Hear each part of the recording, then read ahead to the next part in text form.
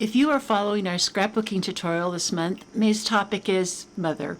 Abraham Lincoln's quote about his angel mother inspired our scrapbooking layout, and I used a photo of my mom as a foundation for that page. For May's faith art journaling, we're taking a different motherhood point of view, and we'll be using scripture found in 1 Samuel 1 as our inspiration. I love the story of Hannah and her devastating pain from not being able to have children. In her agony, she calls out to God, and he answered her prayer with a baby boy. In obedience to the vow she made to the Lord, she returned Samuel to the temple for lifetime service. When Hannah presents the little toddler to the high priest, she says in 1 Samuel 1:27, "I prayed for this child, and the Lord has granted me what I asked him." The King James Version says it so beautifully, "For this child I prayed." Now, I realize not all of us are mothers. If you aren't, please don't let that prevent you from working along with me on this lesson. You might want to imagine other ways God has answered prayer after an agony of your heart. 1 Thessalonians 5:16-18 tells us to pray continually because this is God's will. For our journaling, then, you can focus on prayer, motherhood, a child you prayed for or are still praying for, as in my case, or any scripture the Lord has laid on your heart. Let's get started. Background in this month's faith art journaling, we always are stuck with the blank page. This little journal is 6 by 6 inch on each page, and we're going to do a 2-page spread. So the process that we're going to use today is an interesting one. We're going to use our distressed oxide inks, and we're going to add a little bit of water to a stamping block and then create our background from there. So let's start.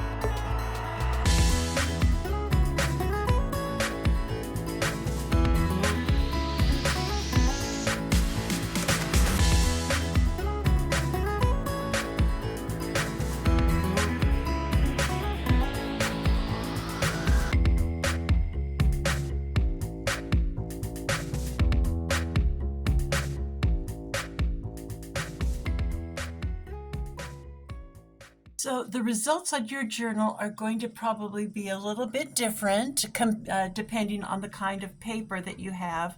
My journal consists of quite a rough texture, and so the ink really didn't lay, the stamping block didn't really lay flat to get coverage, but I really, in our background is to find some pattern paper or some paper that we can use. And this little box contains a collection of collage media papers that I've collected.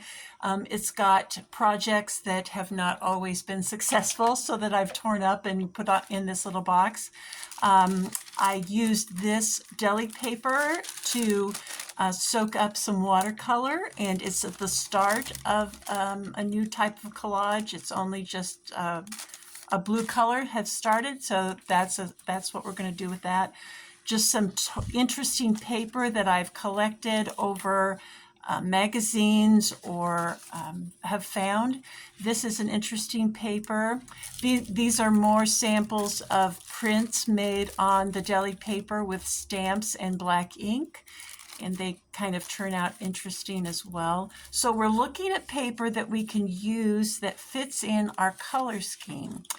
I like this. This has been just a random stamping or painting, and it's got acrylic paint on it. So we're going to use this one. That's in our color scheme. What else can we find here? This is a kind of an interesting piece. It's a back of, I don't know what this is, what used to be, but this piece will now get me in frame here. This piece will has had pattern paper, painted gold, and has pattern paper on it. So we'll put that aside to use. And then I like this paper as well. This one will definitely use. So these are some of the papers that we'll use for our background paper. I've put some PVC glue on my expensive palette here, a substantial paper plate, and we'll be using the PVC glue with a paintbrush to apply our torn paper. Once we put the book in place, I'll start tearing paper, adhering it down, and we'll go.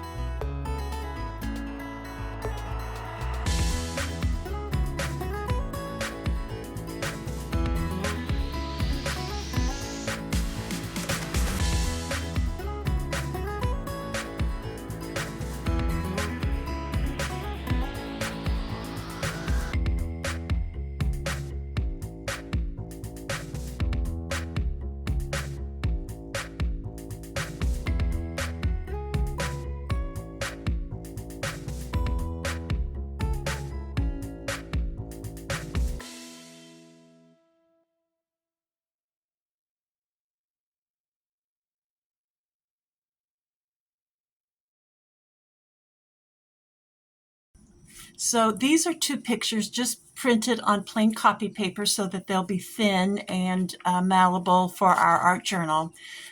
It's the son for which I prayed and for whom I'm praying right now, and the rest of my life here on earth, I'll be praying and probably praying for him when I'm in heaven.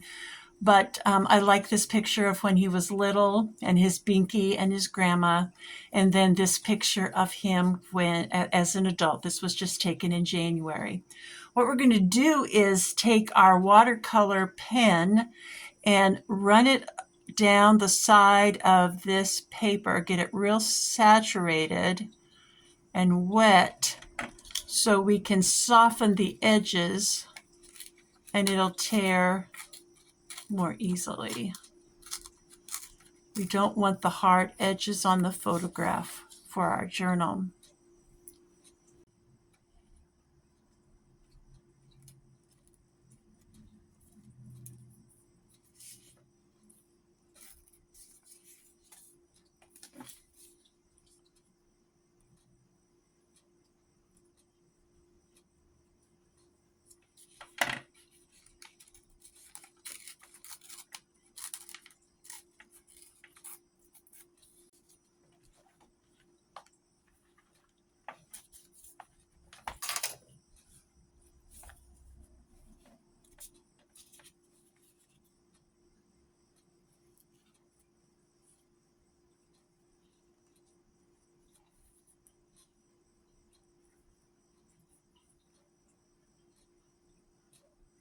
For the last stage of our background, I've added some paint to my expensive palette here. We have Titan Green Pale acrylic paint. We have some regular light green liquid paint. And then we've added some yellow to the mix. I'm trying to get this color, so that we can tie in it all together. One kind of a bit of information. If I had that color in stencil paste, I'd probably use it. There are two brands that I really like. This is Lunar Paste and the other is Stencil Butter. I used all of my Stencil Butter up, or I would have showed you. But let's look at the texture of this paste. The reason that I like stencil paste is because it does its job really well. It gives texture to a work, and we want that idea or even tangible texture in our art journaling. If you can see the texture of this paint, I got just green paint in my, so if you can see the texture of this, it's quite thick. Let's see if we can scrape out all of this green paint that I added into there. And that's the texture we want from the paint color that we're going to be using. So how do we achieve that? Well, let's clean off my palette brush first this time. That might be helpful. We're using a palette knife in order to mix. And I've mixed up the color the way that I want it. And what we're going to add now is some baking soda to get the texture that we want. Now, I probably have maybe a tablespoon of paint here. So we're going to start adding just a little bit of baking soda at a time. We can always add more. It's kind of like making frosting. If you add too much water, then you have to keep on adding powdered sugar, and by the time I'm done, I've got enough frosting for the neighborhood. So let's add just a skosh of the baking soda, and we'll mix it up, and it's going to give us this really neat granular, and we want it to be thick, because if it's too thin, maybe you've discovered this when you're using paint on your stencils. It's very difficult to prevent bleeding on some stencils, especially when they have a lot of detail. See how it's just like frosting. We're doing a little baking here. It's starting to thicken up. It's not the same thickness yet as our Lunar Paste was, our stencil butter. So let's just keep on adding until we get it nice and thick. Ooh, this looks good. This looks like we might have it at this point. But make sure it's all mixed in and the color gets saturated in all the baking soda. So what do you think about that? Does that look that looks about the right consistency? Okay. The stencil that we've chosen is one that has a multiple grouping of designs, and I really like this because you can just kind of pick and choose whatever you want. But I like this diagonal sort of design, and we're going to add that to the page so that it loops over Nick's picture just a little bit, but also ties in the entire work. So let's try this bright spring green.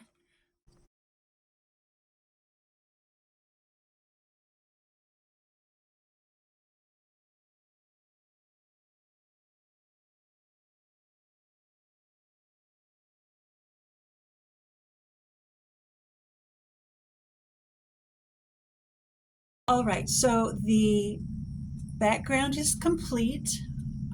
This is about all that I think we're going to do for the background. In the next video, I'll take you through the process of the actual journaling on the pages. So please come back and we'll finish up this spread once it's dry.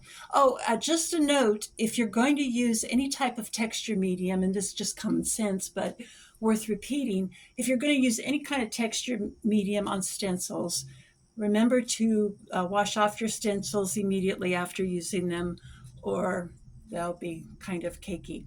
So anyway, I hope to see you in the next lesson when we finish up the journaling part of our Faith Art Journaling for May. See you soon.